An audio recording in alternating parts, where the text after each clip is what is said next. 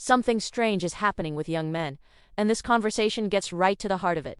Before we dive into the full story, comment where you're watching from, and don't forget to like and subscribe so you don't miss the next one. Jimmy Carr gets asked a question that instantly sparks debate. Does toxic masculinity exist? He says yes, but argues the bigger issue is that young men today feel disconnected, isolated, and increasingly without guidance. And when positive role models disappear, someone else eventually fills that gap. So maybe the real question isn't whether masculinity is toxic. Maybe it's why so many young men feel lost in the first place. The stuff I see of you more often than not now is you talking about, actually quite a lot about the plight of young men, of masculinity. You introduced me to a guy called Warren Farrell, for example, in listening to some of the things you talked about. Warren Farrell was the guy that wrote the original. I mean, he was a big player in the feminist movement in the late 60s. I mean, a very important mind in the feminist movement. And then he wrote a book called The Myth of Male Power, which I think has been misinterpreted by lots of people. But it's interesting. All the dangerous jobs are done by men. I'd really recommend, if I was going to name check anyone, Scott Galloway has got a new book out. A phenomenal writer. Just a brilliant man, I think. Let me ask you the question I asked him. Do you think toxic masculinity exists? Yeah, I do. And I think there's Because he doesn't. Okay, well, here's what I think on masculinity. And by the way, I do not have a zero-sum view of empathy. So there's a weird thing where people go, oh, you're talking about young men having a problem, therefore you must not care about young women. Yeah. I think the greatest partnership there has ever been in the history of the planet is men and women together. And we come together, but we're different. We're not exactly the same. There's different things going on. So toxic masculinity, here's my view. We used to have toxic masculinity every Friday night, okay? A Western came out or a mob movie came out once a week. And they don't make those movies anymore. They don't tell those stories. And they were our stories. In the same way as some guys might be a bit kind of roll the eyes going, oh, she's reading another romance novel. Well, that's her stories, and she's getting something out of that romantic fiction. We get something out of mob movies and cowboy movies. We get something about seeing the rugged individual go up against the bad guys and triumph, and we walk out of the Rocky movie feeling 7 foot tall, and we love that. They don't make those movies anymore, and that's fine. But if you don't make any of that product anymore, then things pop up, like Andrew Tate. He's a pimp.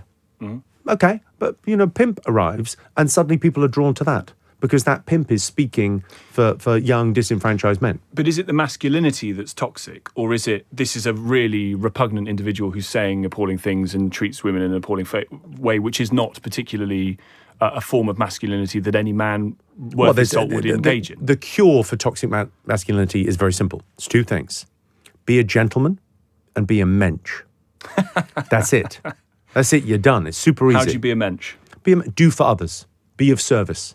Be of service to your friends. Stop asking what you want and ask what you have to offer. Real simple. One of the things Scott Galloway said when we had him on the show the other day was he thought that one of the creators of the crisis of masculinity was that young men don't go and drink. They don't have. And the death of pubs This is plays into the best line in his book.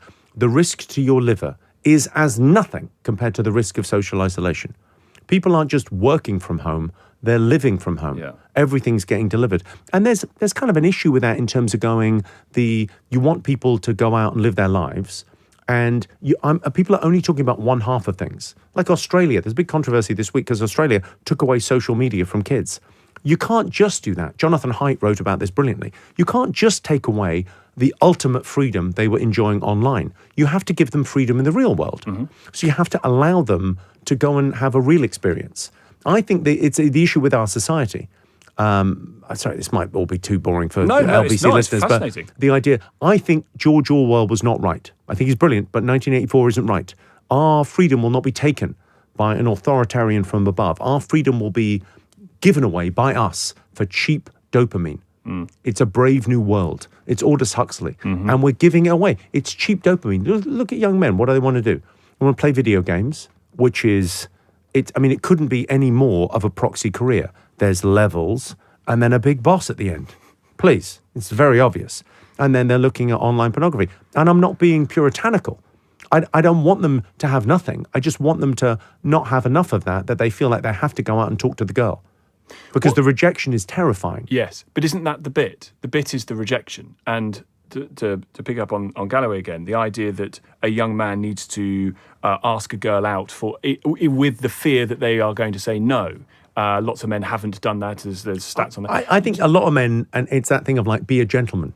I think men intrinsically know there's a difference between asking someone out and pestering a woman, and knowing the difference between the two. And that's why you need a gang of guys. You need a group of guys, and you need to police yourselves, because there's an illusion in our society. This is kind of my problem with society. Has that not been considered toxic because it's the lads? The lads are back. The lads are what mediate other lads. Men are better with women around, but a group of boys, the guy might ask a girl out once, and then his friend might go, "Yeah, she's not into you, mate. Go where you wanted. She's not. She's turned you down. It's okay. It's over." But he's the guy that goes and buys you a drink and says, "You move on." But you need that. People think they're individuals. Yeah. And I think we have a dispersed identity. Yeah. I don't think it works to think of yourself like, people talk about the mental health crisis as if it could be solved inside your own head. That's like trying to sniff your way out of a cocaine problem. That ain't going to work.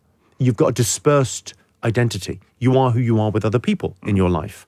And if you don't like who you are, you need to change those people. You can't beat your environment. And honestly, this is where the conversation stopped being about masculinity and started becoming about something much bigger. Modern society itself. Because underneath all the debate, Jimmy Carr was really making one core argument. Isolation is quietly becoming one of the biggest crises of our time. Think about what was said. Young men aren't meeting in pubs the way they used to. Friend groups are weaker. More people stay indoors. Entertainment is instant. Validation is digital. Rejection can be avoided entirely. And instead of building confidence through real-life experiences, many retreat into algorithms, gaming, endless scrolling, or digital comfort zones. Now, some people will hear that and roll their eyes. But there's a serious point buried underneath the sarcasm. You cannot build confidence without discomfort. You cannot learn social skills without awkward moments. And you definitely cannot build resilience if every difficult experience gets replaced by instant gratification. What really stood out in this discussion was Jimmy's idea that masculinity itself isn't necessarily the problem. Bad behavior is the problem. Being disrespectful, manipulative, or treating women badly, that's not strength.